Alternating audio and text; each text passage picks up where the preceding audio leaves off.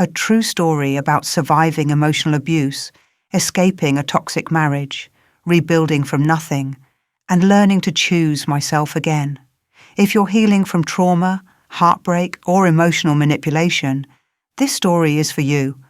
Subscribe for more resilient stories, courage, healing, rebirth, and becoming whole again.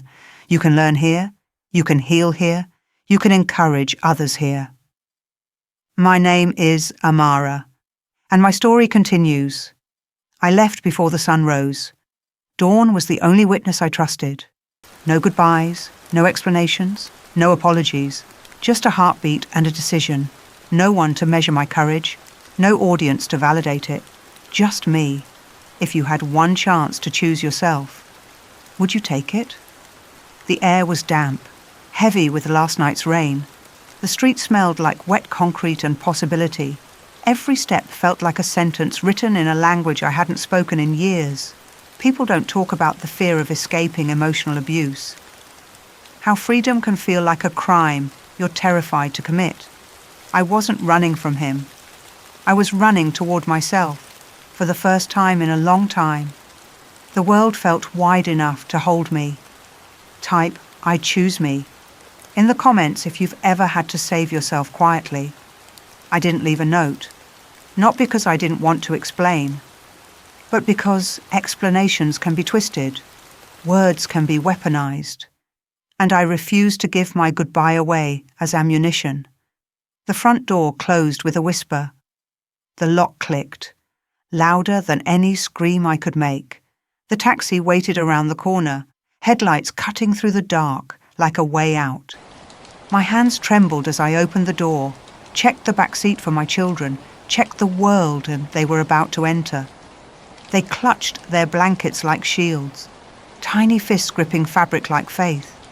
In that moment, I realized I have to be the anchor now, not the woman they remembered, the woman they would need. I learned to smile like armor, to breathe like rebellion, to exist like a prayer. Please, let tomorrow be kinder. The taxi moved, rain streaked the windows, blurred the city into light and shadow. Every passing street loosened the weight on my chest.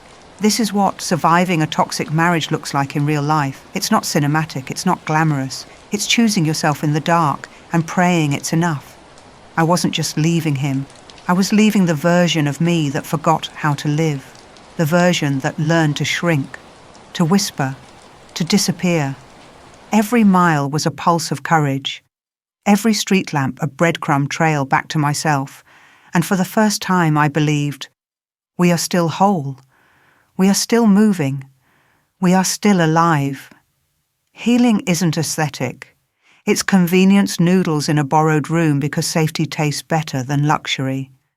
The ceiling felt like a stranger, the bed too small, the night too quiet, but my breath was my own, and that was enough. This is the part no one posts online, the part after the escape. The beginning, not the ending. Stay with me.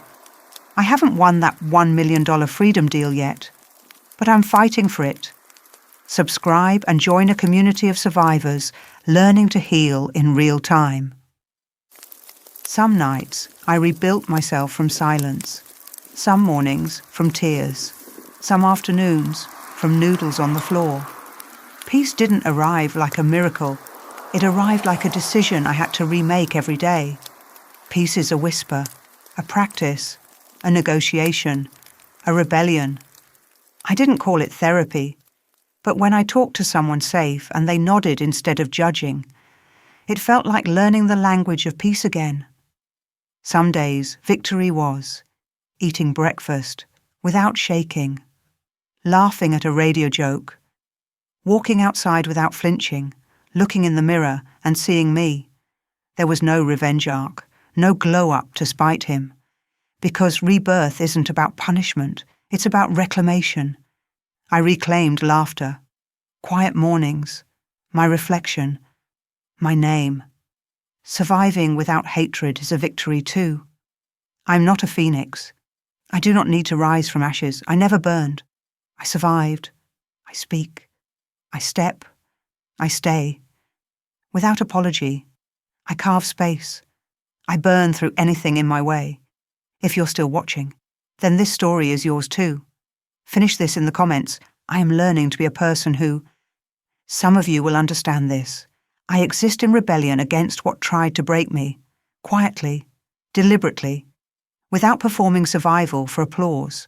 Rebirth doesn't need fireworks. It needs courage, a heartbeat learning its own rhythm again. You are not broken. You are becoming. What version of you is still waiting for a chance? Who are you becoming when no one is watching? Which part of you is ready to come home? Share your story if you feel safe.